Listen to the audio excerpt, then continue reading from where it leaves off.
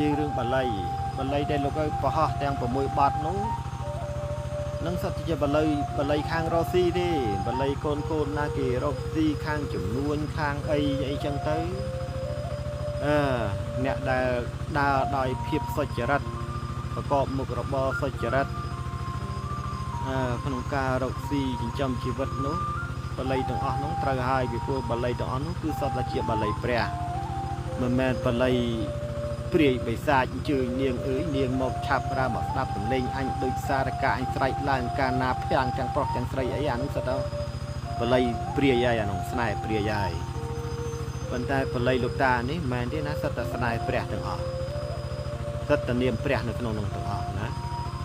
អញ្ចឹងមុននឹងរៀនក៏ត្រូវសម្អាតចិត្តសម្អាតកាយរាល់បល័យទាំងឡាយបល័យមេទី1នោះគេសូត្រថាកច្ឆន្តោលូកិយាធម្មាកច្ឆន្តោអមតាំងបទាំងកតោសោសតមោចេតងកតញ្ញាណังនមេមិហੰនឹងមេទី1ហ្នឹងក៏អាហ្នឹងខាងណាដែលរកស៊ីលក់ដូរបានចំណេញអីចឹងយើងសូត្រទៅផ្លុំដាក់ទឹកហើយយកទៅប្រោះលើវត្ថុដែលយើងត្រូវលក់មិនថាដីមិនថារបស់របរផ្ទះសំបែងអីទេយើងសូត្រប្រោះទៅហើយរំលឹកគុណដល់លោកឪពុកអ្នកម្ដាយគុណទេវតាទាំងអស់គុណកែវទាំង3ហ្នឹងគុណព្រះទាំង5ថាប៉ុណ្្នឹងទៅប្រកែហើយឲ្យតែចម្រើនដល់ហ្នឹងហើយមេទី2នោះអីគេចេះមេទី2មើលមេទី2នោះគេហៅថាមហានិយមធំសូត្រថានរានរៈហេតាំងទេវੰនរៈទេវហេពោជិតាំង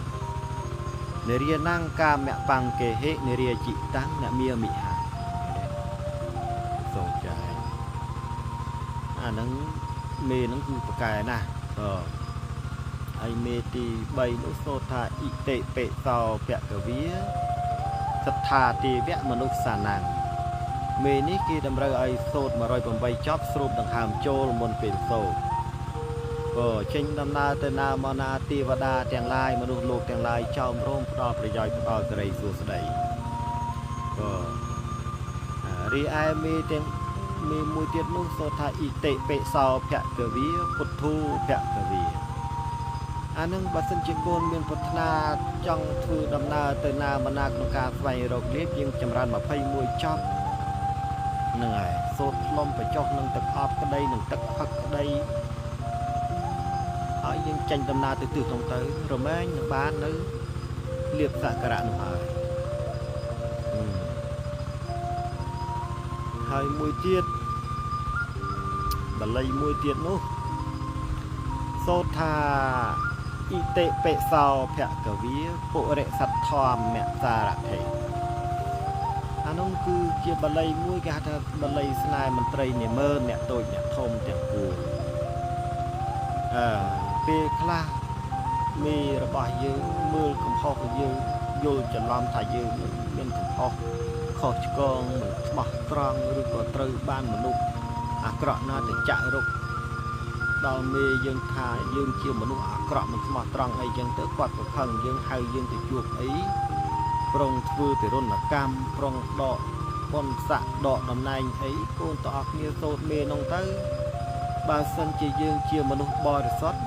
មុនគាថានឹងជួយកូនឲ្យរួចផុតពីអ្វីដែលគេកំពុងតែគិតមិនល្អចំពោះកូនហើយអានឹងសូត្រទៅតាមកម្លាំងថ្ងៃច័ន្ទសូត្រ15ចប់ថ្ងៃ